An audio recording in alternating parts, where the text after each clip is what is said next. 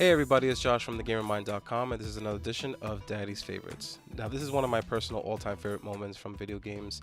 This is Super Mario Bros. On the original NES. I remember getting this game at a young age, and the system itself came with Super Mario Bros. As a pack-in title. So as you can see here, I was blown away the fact that the game consisted of more than one screen.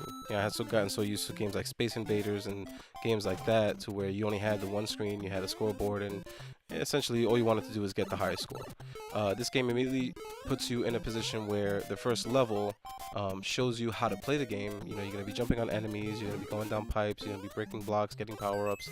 So the game is really good about teaching the player early on what's expected of them. And as you can see here, I'm playing pretty poorly, just like I did when I was about 5 or 6, but we're gonna skip ahead of all this stuff real quick.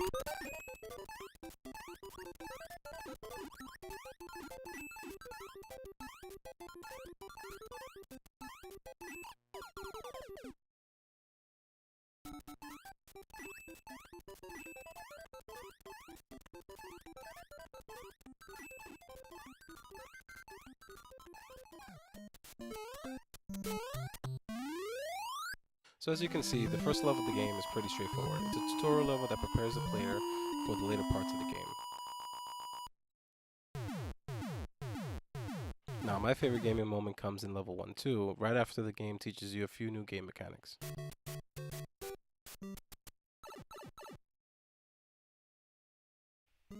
So this level is basically a continuation of a tutorial level in which it has the player practice jumping over blocks, avoiding bottomless pits, using platforms, and messing with the level's verticality.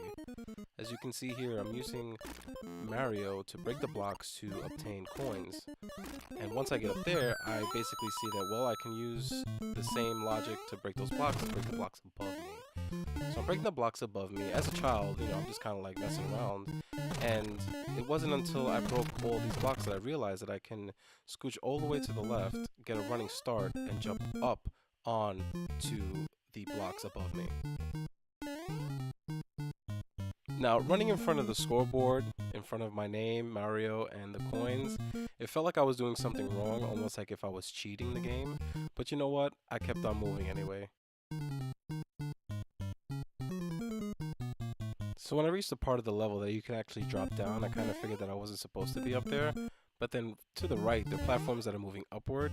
So I kind of got the hint that the game was trying to tell me, hey, you want to go up here. Until I saw the pipe and I figured, well, I was supposed to go down there. Can't move to the left, so let's just keep on going forward.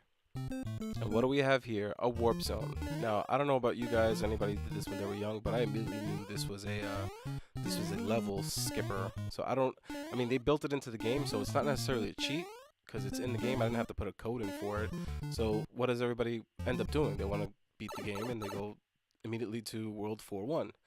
As naive as I was, I figured, hey, I'm gonna beat this game real fast, and then the game just says, okay, that's cool. You wanna cheat and go forward?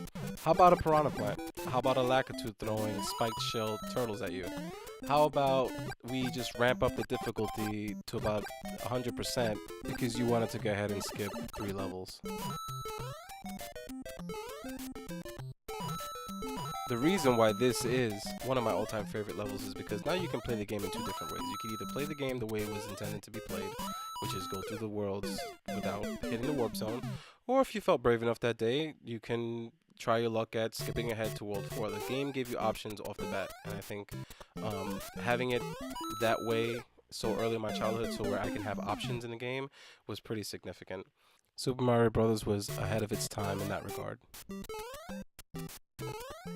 And as you can see, not much has changed.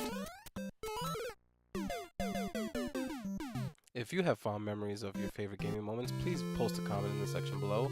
Thank you for tuning in on Daddy's Favorites. Stay tuned for more videos, articles, and video game related content on thegamermind.com. Take care, keep gaming.